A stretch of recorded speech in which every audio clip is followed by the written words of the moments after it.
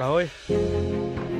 Dostal jsem výzvu od Martina Balamuty, abych zvládl plenč do konce tohoto roku. Každopádně pokračuju dál, držte mi palce, kdyby si chtěl někdo přidat, tak budu jenom rád. Amigos.